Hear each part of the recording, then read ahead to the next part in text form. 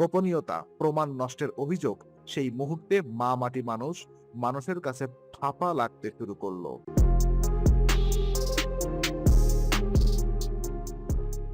একটি শাড়ি সাদা সুতির, দাম হয়তো 500 টাকা। একজোড়া রাবারের চটি, চুলে কোনো সাজসজ্জা নেই, গলায় কোনো গহনা নেই, কিন্তু এই পোশাক পরা মানুষটি 15 বছর ধরে ভারতের সবচেয়ে জটিল রাজ্যের সর্বোচ্চ ক্ষমতার অধিকারী। কোটি মানুষ যাকে ভালোবাসেন, কোটি মানুষ যাকে ভয় পান।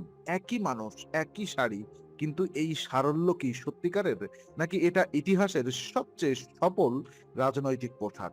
এবং 2026 সালে যখন সেই শাড়ি পরা মানুষটি নিজের এলাকায় নিজের ভোটারদের কাছে দ্বিতীয়বার পরাজিত হলেন, তখন কি ভাঙলো? ক্ষমতা নাকি সেই ইমেজ? আজ বিং ইনসাইডে আমরা ঢুকবো সাদা শাড়ির আড়ালে একজন নারীর মনের ভেতরে, যিনি রাজনীতিকে বানিয়েছিলেন নিজের অস্তিত্বের সংজ্ঞা। শৈশবের ক্ষত, ক্ষমতার প্রথম পাঠ। 1955 সাল, কালীঘাট, কলকাতার একটি সাধারণ পাড়া। প্রমিলেশ্বর ব্যানার্জির পরিবার মধ্যবিত্ত, কিন্তু শীঘ্রই সেই মধ্যবিত্ততার চলে গেল বাবার অকাল মৃত্যু, পরিবারে অভাব। ছোট মমতা দেখলেন সমাজ কিভাবে দুর্বলদের সাথে আচরণ করে। মনোবিজ্ঞানীরা বলেন শৈশবে দারিদ্র্য এবং অপমান দুটি পথে মানুষকে নিয়ে যায়, কেউ ভেঙে পড়েন, কেউ অদম্য হয়ে ওঠেন।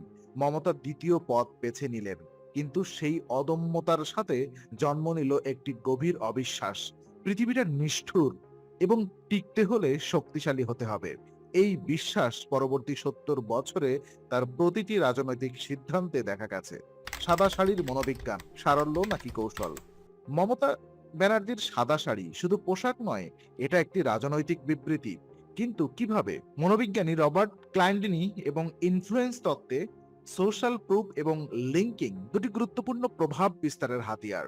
মানুষ তাকেই বিশ্বাস করে যে তাদের মতো, যার সাথে তারা নিজেদের দেখতে পায়। মমতার সাদা শাড়ি বলে, আমি তোমাদের মতো, আমার কাছে বাড়তি কিছু নেই, আমি তোমাদের দিদি। এই বার্তা বাংলার গ্রামীণ নারীদের কাছে অপ্রতিরোধ্য, কারণ তারা দেখেছেন রাজনীতিবিদরা সাধারণত ধনী, দামি পোশাক, বিলাসিতা, কিন্তু এই মানুষটা, তিনি তাদের মতোই দেখতে। কিন্তু এখানে একটি প্রশ্ন আসে, মমতা ব্যানার্জি 15 বছর মুখ্যমন্ত্রী, রাজ্যের সর্বোচ্চ ক্ষমতাধর, কিন্তু পোশাক সেই একই সাদা শাড়ি। এটা কি সত্যিকারের সারল্য, নাকি সারল্যের অভিনয়?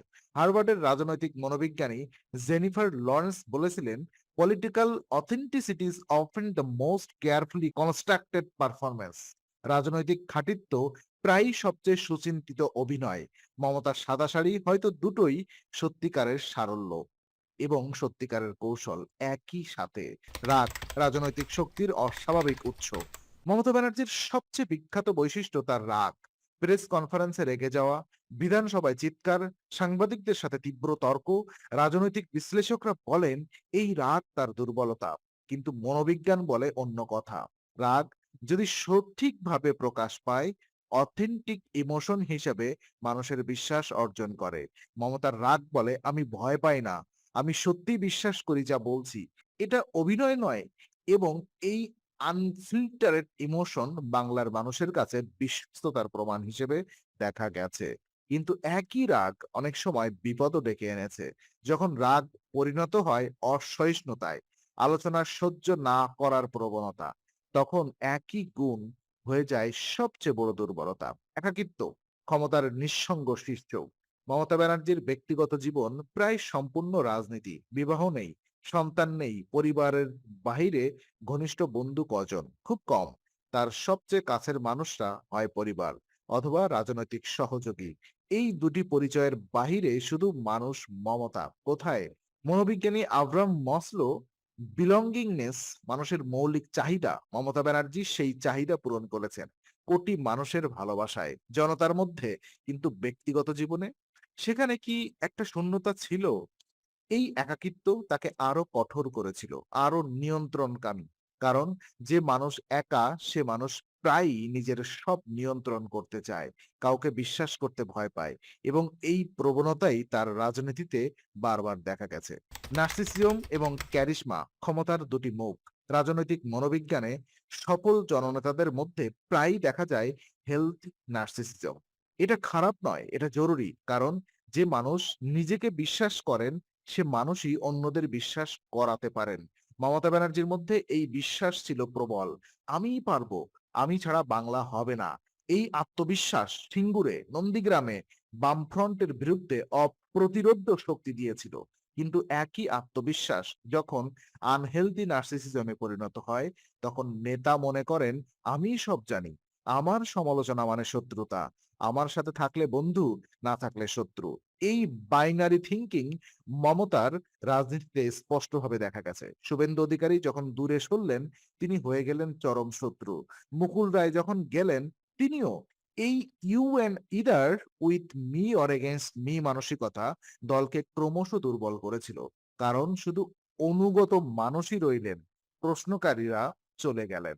মা মাটি মানুষ একটি ব্র্যান্ডের জন্ম এবং মৃত্যু। মা মাটি মানুষ তিনটি শব্দ বাংলার রাজনৈতিক ইতিহাসের সবচেয়ে শক্তিশালী ব্র্যান্ড। কিন্তু ব্র্যান্ড তখনই টেকে যখন বাস্তবতার সাথে মেলে। ২০১১ সালে মানুষ বিশ্বাস করেছিলেন মা মাটি মানুষ মানে মমতা সত্যি আমাদের।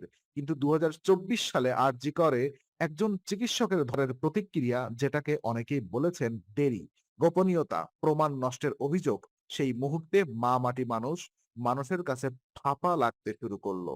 মনোবিজ্ঞানীরা এটাকে বলেন কগনিটিভ ডিসোনেন্স। মানুষ যখন বিশ্বাস করে এবং বাস্তবতা সেই বিশ্বাস ভাঙে, তখন যে ব্যথা হয় সেটা সাধারণত হতাশার চেয়ে তীব্র। কারণ শুধু নেতা নন, নিজের বিশ্বাসও প্রশ্নবিদ্ধ হয়। এই ব্যথাই ২০২৬ সালে ভোটে পরিণত হয়েছিল। নিয়ন্ত্রণের আসক্তি, যেখানে শক্তি দুর্বলতায় পরিণত হয়। মমতা ব্যানার্জির রাজনৈতিক পদ্ধতির একটি বিশেষ বৈশিষ্ট্য সবকিছু নিজে নিয়ন্ত্রণ করার প্রবণতা। দলের সিদ্ধান্ত, মন্ত্রীদের কাজ, প্রশাসনের বিষয়, এমনকি স্থানীয় পঞ্চায়েতের নেতা নির্বাচন, এই মাইক্রো ম্যানেজমেন্ট একটি দিক থেকে শক্তি, কারণ সবকিছু নিয়ন্ত্রণে থাকে, দল বিচ্যুত হয় না। কিন্তু আরেকটি দিক থেকে এটা দুর্বলতা, কারণ নেতা যখন সব নিয়ন্ত্রণ করেন, তখন দলের মধ্যে দ্বিতীয় স্তরের নেতৃত্ব তৈরি হয় না। মমতার পরে কে, এই প্রশ্নের উত্তর তৃণমূলের কাছে কখনো স্পষ্ট ছিল না।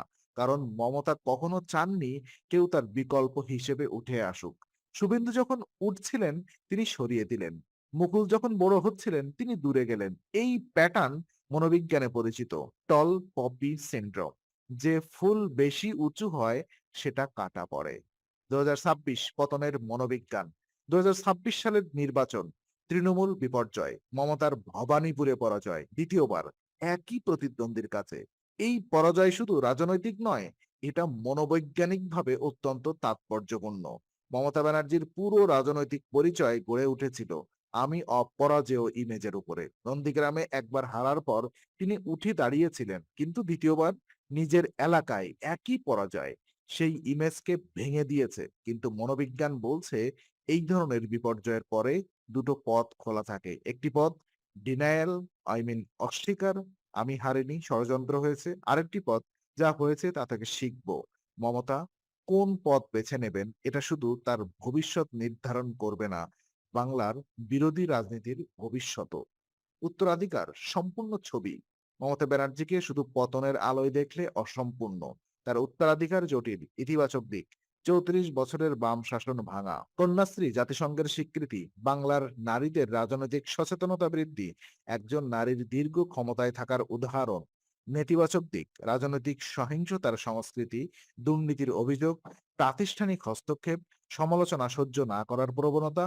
এই দুই দিক একই মানুষের, একই শাসনের, এবং ইতিহাস এই সম্পূর্ণ ছবিটাই মনে রাখবে। সাদা শাড়ি, রবারের চটি, এই পোশাক পরা মানুষটি ৪০ বছরেরও বেশি সময় বাংলার রাজনীতিতে কেন্দ্রে।